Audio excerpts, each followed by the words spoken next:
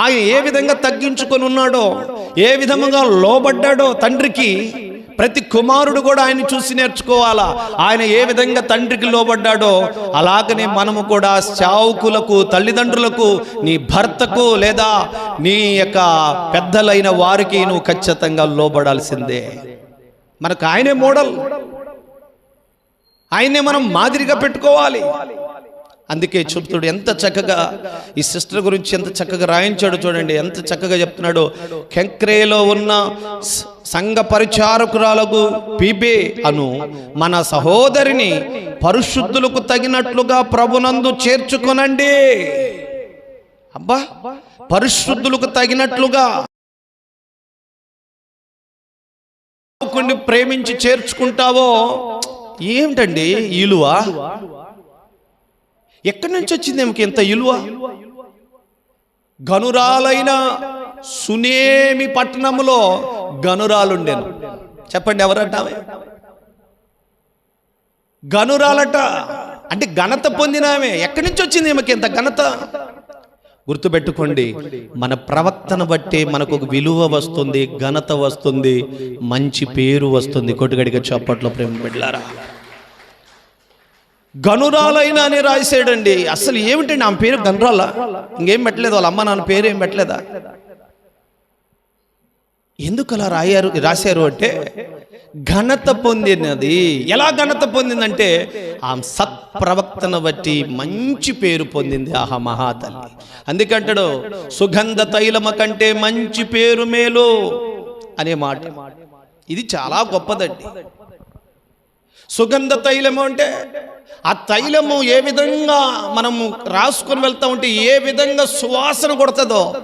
అబ్బా, ఇంత వాసన వచ్చింది ఏంట్రా బాబు, ఎవరు రాసుకున్నారా అని అటు ఇటు చూస్తున్నట్టుగా మనం వెళుతూ ఉన్నప్పుడు మన పేరు కూడా అలాగనే, అరే ఇంత మంచి వ్యక్తి, ఇంత మంచి వ్యక్తి అనే పేరు మనకు కూడా రావాలి. హల్లుపడి గట్టిగా. అందుకని ఘనురాలైన సునేమి రాణి అనే మాట మనం వింటాం.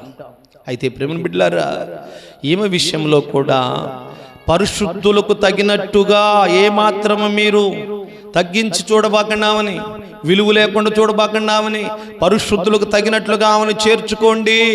చేర్చుకున్న తర్వాత ఆమెకి ఏ విషయంలో అవసరమైనదో మీరు కూడా ఆమెకి సహాయపడండి. ఎందుకని? సంఘ పరిచారకురాలు ఆమె అనేక సార్లు నాకు సహాయం చేసింది, అనేక సార్లు అనేకులకు సహాయపడింది, ఉపకారిగా ఉంది, అందరికీ సహకారిగా ఉంది. ఆ తల్లికి ఏదన్నా సహాయం చేయాల్సి ఉంటే మీరందరూ చేయండి రా అని రోమా సంఘమునకు లెటర్ రాస్తా ఉన్నాడు పరిశుద్ధుడైన పౌలు గారు. సంఘములో ఉన్న వారికే చెప్తా ఉన్నాడు, ఆమెకి ఏదైనా అవసరం ఉంటే మీరు సహాయపడండి. ఎందుకని? ఆమె దేవుని యందు భయభక్తులు కలిగి నాకును అలాగనే అనేకులకు సహాయపడింది. యెహోవా అందరికీ ఉపకారి. మనం కూడా ఉపకారంగా ఉండాలి, ఎవరికి అపకారం చేసేవారుగా ఉండకూడదు. ప్రేమ బిడ్డలారా, అపోస్తుల కార్యములో చూస్తే 9వ అధ్యాయము 36వ వచనాన్ని మీరు చూడగలిగితే ఇంకొక ఆమెను మీకు పరిచయం చేస్తాను. ఈమె కూడా తన జీవితంలో ఎన్ని గొప్ప కార్యాలు చేసిందో చూడండి. దేవుణ్ణి బట్టేనండి ఇవన్నీ కూడా. ఒక వ్యక్తికి ఘనత రావాలంటే దేవుణ్ణి బట్టే, దేవుని మార్గాన్ని అనుసరిస్తేనే. మనము చూస్తాం కదండి, మనకి ఈ లోకంలో ఒక తల్లి మదర్ తెరిసియాని మనం చూస్తామండి. ఆమె పేరు కానీ ఆమె ఫోటోలు కానీ అనేక ప్రాంతాలలో ఉంటాయి. అంత మంచి పేరు లేదా అంత ఉన్నతమైన స్థితికి వెళ్ళటానికి కారణం ఏంటంటే క్రీస్తు యేసు ప్రభువారు చేసిన మంచి కార్యాలను ఆదర్శముగా తీసుకుంది. కుష్ఠరోగులను పట్టుకొని కుష్ఠరోగులను కూడా బాగా చేసిందంటే ఆమె. ఒకరోజు అనాథ పిల్లలకు ఆకలి అవుతుంటే ఏమి లేకపోతే కొట్టుకాడికి పోయి ఏదో తినటానికి తీసుకొస్తామని వెళ్ళిందట. అప్పుడు ఒక లెటర్ ఇస్తే ఇవ్వమని ఆయన ఇవ్వలేదు, కానీ చేతిలో ఊసేటండి. ఏమివ్వకుండా ఎగతాళి చేసాము ఊస్తే ఆమె తుడిచి వేసుకొని మళ్ళీ సహాయం చేయమని అడిగిందంట. దేవునికి మహిమ కలుగును గాక. ఎంత మంచి కార్యాలు చేసిందంటే యేసు ప్రభువారిని ఆదర్శంగానే తీసుకుంది, మోడల్గా పెట్టుకుంది, గురిగా పెట్టుకుంది. ఆ తల్లి పరిచారం చేసింది, ఉపకారం చేసింది. నిజంగా కుష్ఠరోగుల దగ్గరకు కూడా రానియమ్మ. అంతెందుకండి, ఎవరికైనా గాయమై ఏదన్నా చెడు నీరు కారుతుంటే వారి దగ్గరికి వెళ్ళి చూడటానికి కూడా మనం ఇష్టపడం. కానీ ఆ తల్లి వారి గాయాల నిండా కారుతూ ఉన్నప్పటికీ కూడా తుడిచి గాయాలను కట్టి వారిని హక్కున చేర్చుకొని, ఒక తల్లి తన బిడ్డను ఆదరించినట్లుగా ఆదరించి వారికి కావాల్సిన ప్రతి సహాయము లేదా ఉపకారం చేసి ఎంతో సేవ చేసింది. ఈ రోజున ఒక ఉన్నతమైన స్థితిలో ఆమె పేరు, ఆమె లేకపోయినా ఇప్పటికీ కూడా ఆ పేరు ఇప్పుడు కూడా మనం గుర్తు చేసుకుంటున్నామంటే అదండి నిజమైన జీవితం. అది నిజమైన జీవితం. జీవితం అంటే అది. ఇలా జీవించాలి. ఏదో పుట్టాము, పెరిగాము, కొన్నాళ్ళు మనం వరకు స్వార్థం కొరకే ఉన్నాము, తర్వాత వెళ్ళిపోయాము అన్నది కాదు. సమాజానికి మనం ఏం చేసాం? మనం వెళ్ళిపోయిన తర్వాత మన గురించి ఎవరైనా నలుగురు మంచిగా చెప్పుకునే విషయాలు ఏమన్నా మనలో ఉన్నాయా? ఆ మంచి పనులు ఏమన్నా మనలో ఉన్నాయా అనేదే జీవితం. ప్రేమను బిడ్డలారా, ఆలోచించండి. అందుకని ఇక్కడ ఒక మంచి తల్లిని మనకు గుర్తు చేస్తా ఉన్నాడు. 9వ అధ్యాయము 36వ వచనం చదువుదాం. మరియు యొప్పేలో తబితా అను ఒక శిశురాలు ఉండెను. ఆమెకు భాషాంతరమున డోర్కా అని పేరు. ఆమె సత్క్రియలను ధర్మకార్యములను బహుగా చేసి ఉండెను. ఆ దినములందు ఆమె కాయలపడి చనిపోగా వారు శవమును కడిగి మేడగదిలో పరుండబెట్టిరి. లుద్ద ఉప్పేకు దగ్గరగా ఉండుట చేత పేతురు అక్కడ ఉన్నాడని శిష్యులు విని అతడు తడువు చేయక తమ యొద్దకు రావాలనని వేడుకున్నటకు 2 మనుషులు అతని యొద్దకు పంపిరి. పేతురు లేచి వారితో కూడా వెళ్ళి అక్కడ చేరినప్పుడు వారు మేడగదిలోనికి అతని తీసుకొని వచ్చిరి. విధవరాండ్రు అందరూ వచ్చి ఏడ్చుచు దోర్కా మాతో కూడా ఉన్నప్పుడు కుట్టిన అంగీలను వస్త్రాలను చూపుచు అతని ఎదుట నిలిచిర్రి. ఆమె చేసిన గొప్ప కార్యాలు చూడండి. ఉపకారము చేసేది. ఎదవరాళ్లకు, పిల్లలు లేని దిక్కులేని పిల్లలకు ఎంతో ఉపకారము, ఉపచారము లేదా పరిచారము లేదా ఎన్నో కార్యాలు, ధర్మ కార్యాలు చేసిందంట ఆ తల్లిగారు. చెప్తూ ఉన్నారట ఆమె చనిపోయినప్పుడు. మనం చనిపోయినప్పుడు నలుగురు మన గురించి ఏం మాట్లాడుకోవాలంటే మనం చేసిన మంచి పనులు మాట్లాడుకోవాలి. అవి బ్రతికే ఉంటాయి. మనం లేము, మనం ఉండం. ఏదో రోజు పోతామబ్బా ఇంతే. కొన్ని రోజులు ఎంత గొప్పోడైనా కొంతవరకు ఉంటాడు, తర్వాత వెళ్ళిపోవాల్సిందే. మనం వెళ్ళిపోయినా మన జ్ఞాపకాలు బ్రతికే ఉంటాయి. గొట్టుగట్టిగా చప్పట్లు ప్రేమ బిడ్డలారా. మనం చనిపోయినా ఏదో ఒక టైంలో గుర్తుకొస్తాం, ఎవరో ఒకరికి గుర్తుకొస్తాం. నిజమే, పలానా రోజున నేను చాలా ఇబ్బంది పడతా ఉంటే పలానా సహోదరి నాకు సహాయం చేసిందబ్బా, ఆమె చనిపోయి ఎక్కడుందో మహాతల్లి, నేను మర్చిపోలేను ఆమె చేసిన మేలు అంటాం. అంటే మనం ఇంకా బ్రతికే ఉన్నట్టే జనాలలో.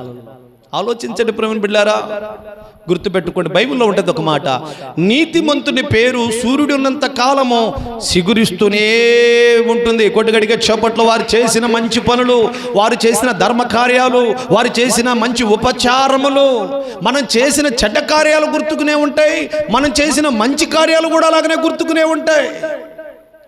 మనం చనిపోయినప్పుడు మనతో మంచి కార్యాలు వస్తాయి, మనం చనిపోయినప్పుడు మనతో కూడా ఆ చెడ్డ కార్యాలు మనతో వస్తాయి అనే సత్యాన్ని మీరు గమనించాలి.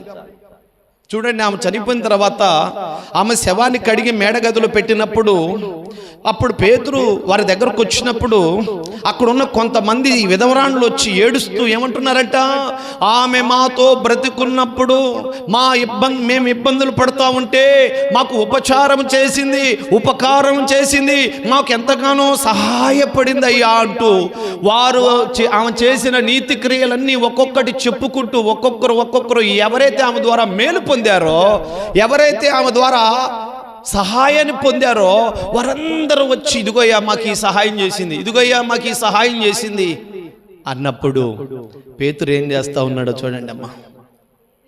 పేతురు 40 వచ్చిన అందరినీ వెలుపలికి పంపి మోకాలు ఊని ప్రార్థన చేసి శవం వైపు తిరిగి తబితా లెమ్మనగా ఆమె కనులు తెరిచి పేతుర్ని చూసి లేచి కూర్చుండెను. కొట్టుగడిగా చప్పట్లు. లేచి కూర్చుండెను.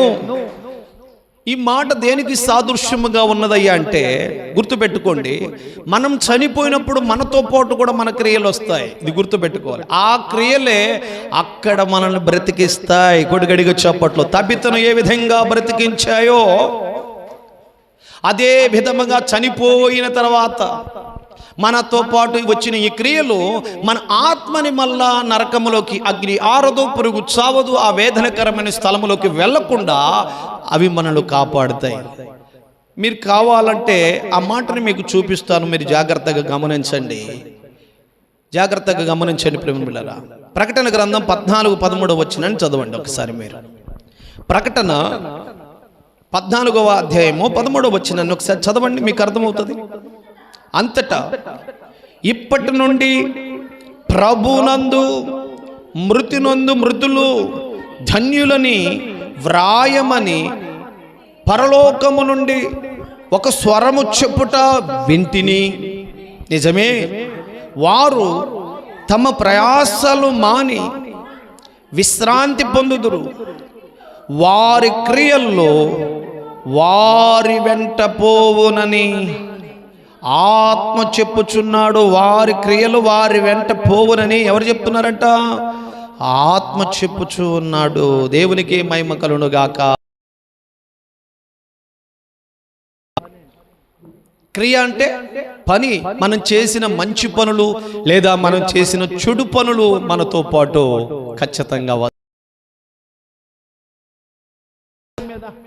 ఇల్లున్నా, పొలమున్నా, స్థలమున్నా, డబ్బున్నా, బంగారం ఉన్నా, ఎండి ఉన్నా, లేకపోతే ఇంకా ఏమేమో వజ్రాలున్నా, ఏమున్నా, భార్య ఉన్నా, భర్త ఉన్నా, పిల్లలున్నా, కాటి వరకే కానీ ఏది కూడా మనతో పాటు వచ్చేది మన దేహం కూడా రాదు. కానీ మన వెంట వచ్చేది మాత్రం రెండే రెండు. ఏమిటవి? భూమి మీద నువ్వు ఉన్నప్పుడు చేసిన మంచి పనులు లేదా చెడు పనులు లేదా మంచి క్రియలు లేదా చెడు క్రియలు, ఇవి మాత్రమే మనతో కూడా వస్తాయనే సత్యాన్ని మనం గమనించాలి. అందుకని ఈరోజు మన అంశం ఏమిటి? ఉపకార ధర్మము చేయుట మరిచిపోకండి. అది మంచిది, అన్నిటికంటే అది చాలా మంచిది. మందిరములో, సంఘములో, సంఘ కాపర విషయంలో లేదా నీ కుటుంబీకుల విషయంలో, నీ బంధుమిత్ర విషయంలో, నీ విరుగు పొరుగు వారికి, నీ తోటి వారికి ఉపకార ధర్మము చేయుట మంచిది. ఆలోచించండి ప్రియమైన దేవుని సంఘమా, దేవుని వాక్యం చలవిస్తూ ఉంది. మనం ఇప్పుడు ముగ్గురు వ్యక్తులు మనం తీసుకుని ఉన్నాం. ఒకరు మొట్టమొదటిగా ఫిలిప్పి సంఘములో ఉన్న ఒక స్త్రీ. రెండోది మనం ఎవరిని తీసుకున్నాం? రోమా సంఘములో ఉన్న పీపేని తీసుకున్నాం. మూడోది ఇక్కడ తబిత, డోర్కా. ఈమెను మనం చూస్తూ ఉన్నాం. ఈమె కూడా బహుధర్మములు చేయొచ్చు. సత్క్రియలు, సత్క్రియలు అంటే సత్క్రియలు. సత్యం అంటే చెప్పండి, వాక్యము, వాక్యానుసారమైన పనులు. ఆలోచించండి ప్రేమన దేవుని బిడ్డలారా. నీ జీవితంలో నీ జ్ఞాపకం ఎరిగిన తర్వాత, సరే దేవుణ్ణి ఎరిగినప్పుడు పక్కన పెట్టి, దేవుణ్ణి ఎరిగిన తర్వాత నువ్వు ఎంతమందికి ఉపకారం చేశావు? ఒకటి, నువ్వు దేవుని దగ్గరికి, దేవుని మందిరానికి వచ్చినాక ఎన్నిసార్లు దేవుని మందిరంలో పరిచారం చేశావు? మూడోది, నీ జ్ఞాపకం ఎరిగిన తర్వాత నువ్వు దేవుని మందిరంలోకి వచ్చినాక, నువ్వు బాప్తిసం తీసుకున్న తర్వాత ఎన్నిసార్లు నువ్వు సువార్త పనిలో సహకారిగా ఉన్నావు, సపోర్ట్ చేసావు, ఆర్థికంగా కానీ పని విషయంలో కానీ? ఒక్కసారి మనల్ని మనం పరీక్షించుకుంటే జీరోనేమో. ఒక్కసారి మీరు ఆలోచించాలి. ఆలోచించండి ప్రేమను బిడ్డలారా.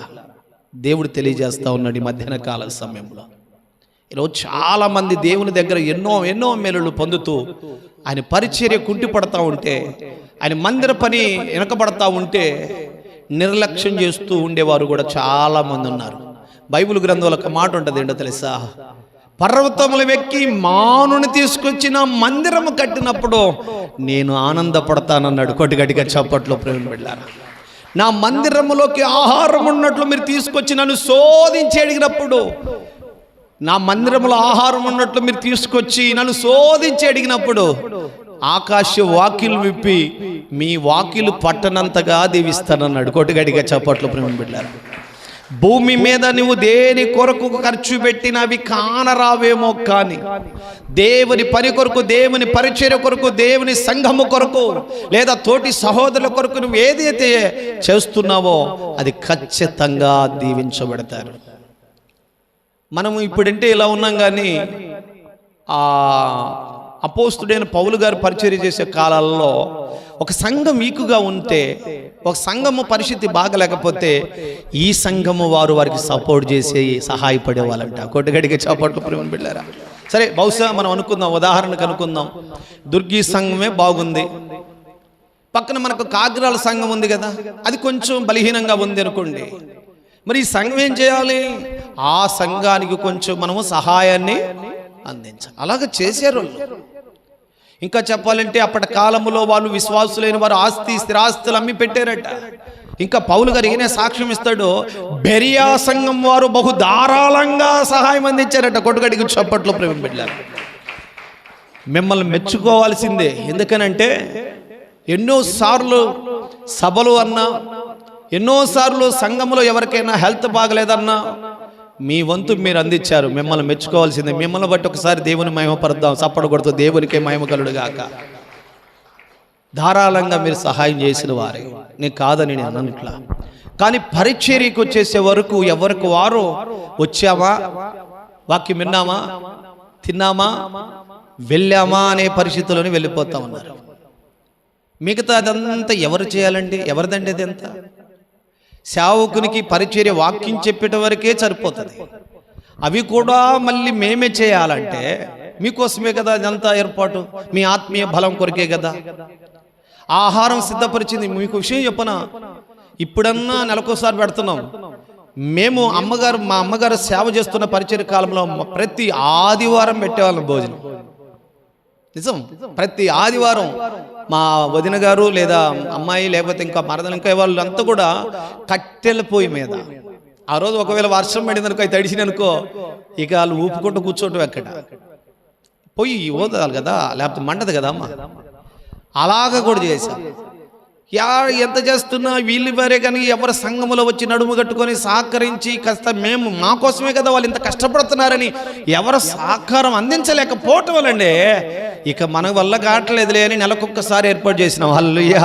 లేకపోతే వారం మీకు ఆత్మీయ భోజనం, అలాగనే శరీర సంబంధ భోజనం సిద్ధపడటానికి మేము సిద్ధపరచడానికి రెడీగానే ఉన్నాం. దేవునికి మహిమ కలుగుగాక. ఆలోచించండి ప్రియమైన దేవుని బిడ్డలారా. సంఘములో ఉన్న వారు బాధ్యతలు తీసుకోవాలి. ఎవరికి వారు బాధ్యతలు తీసుకొని ఉపవాస ప్రార్థన పెడుతున్నామంటే ఎన్ని పనులు ఉన్నా ప్రకటన చేయగానే పరుగెత్తుకుంటూ రావాలి. స్త్రీల కూడిక పెడుతున్న ప్రతి బుధవారం ఎన్ని పనులున్నా ఈరోజు మా సంఘంలో స్త్రీల కూడిక ఉంది అని చెప్పి పక్కన పెట్టి రావాలి. నువ్వు చచ్చేంత వరకు పనులు ఉంటాయబ్బా, నేను చెప్తున్నాను, అటువైపు చూడబాక. నాకు తెలియదు, దేవుడు కూడా అదే అంటాడు. ఇవాళ పోయిన కూలి రేపు రాదా, ఇవాళ పోయిన సమయం రేపు వస్తుందా? దేవుని మాటలు వస్తాయా? దేవుని దీవెనం లేకపోతే, దేవుని సహకారం లేకపోతే, దేవుని కృప లేకపోతే, దేవుని నెట్టేసి పక్కన పెట్టి లోకంలో ఉన్న కూలి కోసం ఎంత పరిగెత్తినా, నువ్వు ఎంత వర్ధిల్లుతూ ఒకసారి ఆలోచించు. దేవుడు నిన్ను ఏమన్నాడంటే, నాకు ఇవ్వాల్సిన సమయం నాకు ఇచ్చి నా నీతిని నా రాజ్యాన్ని ముందు ఎత్తుకు, నీకేది కావాలో నేను ఇస్తానని మాటిచ్చాడు ఆయన. అవునా కాదా? ఆలోచించండి. అడవి ప్రార్థన అన్నాం. ఎంతమంది వచ్చారు? ఎంతమంది ఆసక్తిగా వచ్చారో అని అడుగుతున్నాను. కొంతమంది మాత్రమే వచ్చారు, ఒక 40-50 మంది. మనం ఎప్పుడు 150 మంది 200 మంది లోపు వెళ్తా ఉన్నాం. ఆలోచించండి, మళ్ళీ ఆ రోజు వస్తుందా?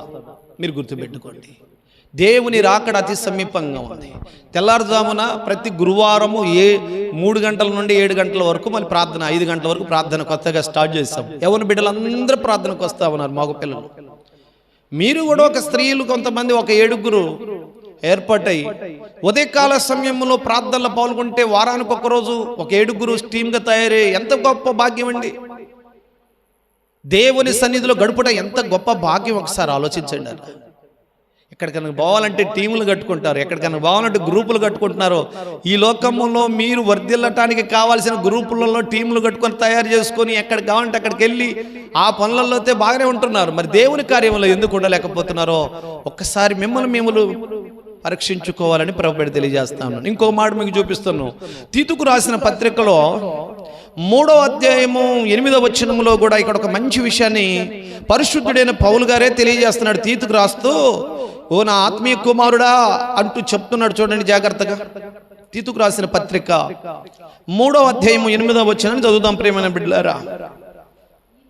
ఈ మాట నమ్మదగినది గనుక దేవుని యందు విశ్వాసముంచువారు సత్క్రియలు శ్రద్ధగా చేయుటి యందు మనసుంచునట్లు అమ్మా నీ వినిన సంగతుల గురించి దృఢముగా చెప్పుచుండవలెనని కోరుచున్నాను.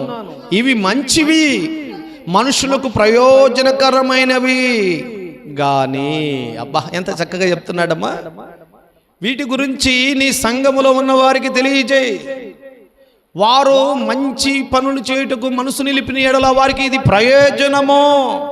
సత్క్రియలు చేయుట, ఇతరులకు ఉపకారం చేయుట, మందిరములో పరిచర్యము చేయుట, సువార్త పనిలో సాకారులుగా నిలబడుట, ఏదన్నా కార్యం జరిగినప్పుడు నడుము కట్టుకొని మీరు నిలబడుట, ఇది మంచిది, మీకు ప్రయోజనకరమైనది. కొట్టుగట్టిగా చప్పట్లు ప్రేమైన దేవుని బిడ్డలారా, ఇది ప్రయోజనకరమైనది మీకు, మీ కుటుంబాలకు. దేవుడు ఊరుకునేవాడు కాదండి, దేవుడు మర్చిపోయేవాడు కాదు. చూడండి, బరువెత్తిన చేతులను మోయటానికి ఇద్దరు నిలబడ్డారు. మోషే చేతులు పైకెత్తినప్పుడేమో ఇశ్రాయేలు ప్రజలు గెలుస్తున్నారు. చేతులు బరువెక్కువై కిందకి దించినప్పుడు వారు గెలుస్తూ వీరు ఓడిపోతున్నారు. ఇది చూసిన ఇద్దరు వ్యక్తులు ఆయన చేతి కింద కూర్చొని చెరొకలు రాయేసుకుని కూర్చొని ఆ చేతులు బరువెత్తిన చేతులు దిగకుండా పట్టుకున్నారు. హల్లుబడి గట్టిగా. షావుకుని చేతులు బరువెత్తిన చేతులు మోసిన వారిని ఊరుకోలేదండి. అహరోనేమో యాజకులుగా వారి వంశాన్ని దీవించాడు. ఇంకొక వ్యక్తి ఉన్నాడు, ఆయన కూడా వారి కుటుంబాన్ని కూడా దేవుని పని కొరకు, దేవుని పనిలో బలంగా వారి కుటుంబాన్ని వంశాన్ని కూడా వాడుకున్నాడు. కొట్టుగట్టిగా చోపట్లో దేవుని నామానికి మహిమ కలుగును గాక. దేవుని పనిలో, దేవుని పరిచర్యలో లేదా ఉపకార ధర్మము చేయట మర్చిపోవద్దు. ఒకరికొకరు మీరు ఆతిథ్యం ఇస్తూ ఉండండి. ఎవరైనా తోటి విశ్వాసులు ఒకవేళ బలహీనమైతే వారిని బలపరచండి. ఒకవేళ ఏదైనా ఇబ్బందులు ఉంటే వారికి ఉపకారం చేయమంటున్నాడు దేవుడు. ఇవన్నీ కూడా మనకు మంచిది. చూడండి ఎంత ప్రయోజనకరం అని చెప్తున్నాడండి. 3వ అధ్యాయం 8వ వచనం మరొకసారి చదువు సిస్టర్ గారు, చదువమ్మా. ఈ మాట నమ్మదగినది గనుక దేవుని యందు విశ్వాసముంచువారు సత్క్రియలను శ్రద్ధగా చేటి యందు మనుషుంచునట్లు నీవు ఈ సంగతులను గురించి దృఢముగా చెప్పు వాళ్ళకి అంటున్నాడు. చూశారండి, సత్క్రియలు చేసేటట్లుగా వారి మనసు దృఢముగా ఉండినట్లుగా పదే పదే వారికి చెప్పునానా, అది వారికి ప్రయోజనకరము. చెప్పండి ప్రేమికులారా, ఏమిటంట? వారికి, వారి కుటుంబానికి. వారికి అంటే అర్థం ఏంటి చెప్పండి? వారికి, వారి కుటుంబానికి ప్రయోజనకరము. దేవునికి మహిమ కలుగును గాక. ఏప్రిల్కు రాసిన పత్రికలో 13వ అధ్యాయము 16వ వచనాన్ని మనం ఒకసారి పరిశీలన చేద్దాం. చూడండి, చక్కగా ఒక మంచి విషయాన్ని నేర్పిస్తున్నాడు. నేను 2-3 మాటల్లో ముగించబోతా ఉన్నాను. దేవునికి మహిమ కలుగును గాక. హల్లెలూయా. ఎంత మంచి దేవుడవేసయ్యా, ఎంత మంచి దేవుడవేసయ్యా, చింతలన్నీ తీరేనయ్యా నిన్ను చేరగా, ఎంత మంచి దేవుడవేసయ్యా, నా చింతలన్నీ తీరేనయ్యా నిన్ను చేరగా, ఎంత మంచి దేవుడవేసయ్యా. ఘోర పాపినైనా నేను దూరంగా పారిపోగా, ఘోర పాపినైనా నేను దూరంగా పారిపోగా, నీ ప్రేమతో నన్ను క్షమించినావు, నన్ను హత్తుకున్నావయ్యా, తో నన్ను క్షమించినావు, నన్ను హత్తుకున్నావయ్యా, ఎంత మంచి దేవుడవేసయ్యా, ఎంత మంచి దేవుడవేసయ్యా, చింతలన్నీ ఏరగా, ఎంత మంచి. హల్లెలూయా. చదవండి ఏప్రిల్కు రాసిన పత్రిక 13వ అధ్యాయము 16వ వచనాన్ని చదువుదాం. ఉపకారమును ధర్మమును చేయు మర్చిపోకుడి. ఇట్టి యాగములు దేవునికి ఇష్టమైనవి. హల్లెలూయా. ఎవరికి ఇష్టమైనవట? దేవునికి ఇష్టమైనవి. ఉపకార ధర్మము చేయ మర్చిపోకండి. ఇట్టి యాగములు దేవునికి చాలా ఇష్టమైనవని పరిశుద్ధుడైన పౌలు గారు హెబ్రీ సంఘానికి తెలియజేస్తా ఉన్నాడు. లెటర్ రాస్తా ఉన్నాడండి. అన్ని యాగముల కంటే స్తుతి యాగము. అలాగనే ప్రేమ బిడ్డలారా, దేవునికి ఇష్టమైంది ఉపకార ధర్మం, ఇంకా చాలా గొప్పది. అదే నిన్ను వలె నీ పొరుగు వారిని ప్రేమించిన ఆజ్ఞ నెరవేరుతుంది కదండి. అది దేవునికి ఇష్టమైన యాగమట. అందుకని ఉపకార ధర్మము చేయట మర్చిపోకండి. తర్వాత కిందకేమంటున్నాడు చూడండి. మీ పైన నాయకులుగా ఉన్నవారు లెక్క చెప్పవలసి ఉన్నవారు వలె మీ ఆత్మలు కాయుచున్నారు. వారు దుఃఖముతో ఆ పని చేసిన ఎడల మీకు ప్రయోజనము నిష్ప్రయోజనము గనుక దుఃఖముతో కాక ఆనందముతో చేయునట్లు వారి మాట విని వారికి లోబడండర్రా అంటున్నాడండి. మీ పైన ఉన్న నాయకులు అనగా ఎవరో సేవకులు.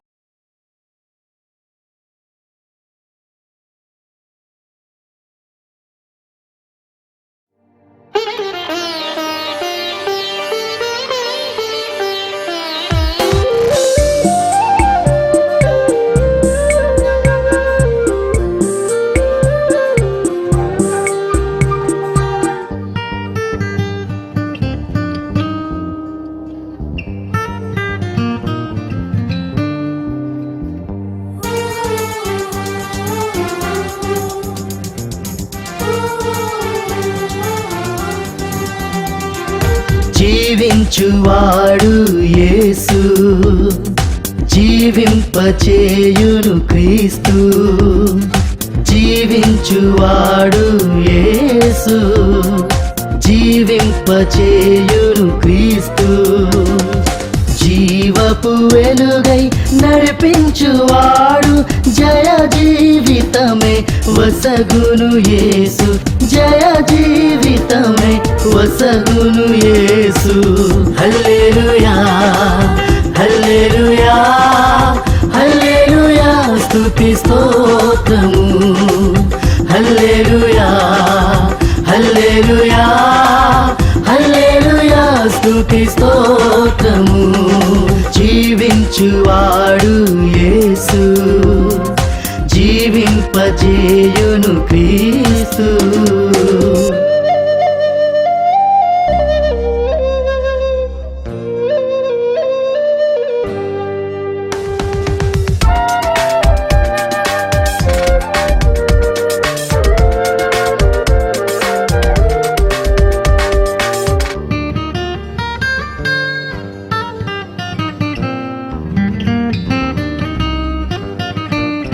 కలగంటినే యాకోబు కనులందున రమణీయం. కనిపించనే నా ప్రభు మహిమ, కరుణించనే ప్రార్థించగా రమణీయ రూపుడా కలువరి నాదుడా. కమనీయ రూపుడా కలువరి నాదుడా. జీవితాంతము నీ సేవలో జీవించెదను నా యేసయ్య. జీవితాంతము నీ సేవలో జీవించెదను నా యేసయ్య. హల్లెలూయా హల్లెలూయా హల్లెలూయా స్తుతి స్తోత్రము. హల్లెలూయా హల్లెలూయా హల్లెలూయా స్తుతి స్తోత్రము. జీవించువా